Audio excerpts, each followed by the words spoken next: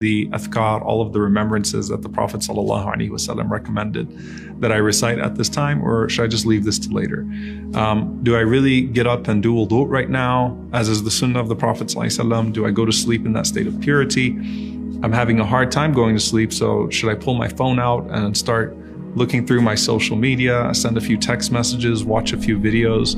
There's so much that you can do in those last moments before you sleep.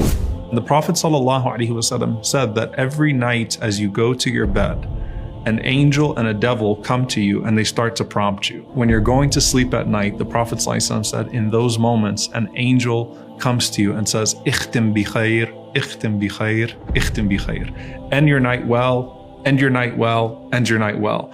And then a devil comes and says, end your night in evil, end your night in evil, end your night in evil. End it with a bad word, end it with a bad sight, end it with a bad exchange, end it with something evil, because our actions are judged by their endings. Okay, right? So this is your last moment of the night and you're going into death, right? Because at night when you sleep, it's al-maut as-sughra. It is your minor death. You don't know if you're waking up the next morning. Your souls go back to Allah subhanahu wa ta'ala. So just as you live your life and it's those last moments that count so much, such is also the case when you're going to sleep. So the angel says, "Ikhtim bi khair." End your night with dhikr, end your night with the remembrance of Allah, end your night with some Quran, end your night with those good things, not those things that are bad. And there are so many different things that the Prophet ﷺ mentioned that we should do at night, and they do involve the angels. So one of them, the Prophet ﷺ said that when a person makes wudu, he said, purify your body so that Allah subhanahu wa ta'ala may purify you at night. For when a person goes to sleep in a state of wudu, Allah subhanahu wa ta'ala sends an angel that spends the entire night at your head. And that angel says, Allahumma ighfir li abdika kama bata tahira. Oh Allah, forgive your servant as he went to sleep in a state of wudu. Oh Allah, forgive your servant as he went to sleep in a state of purification.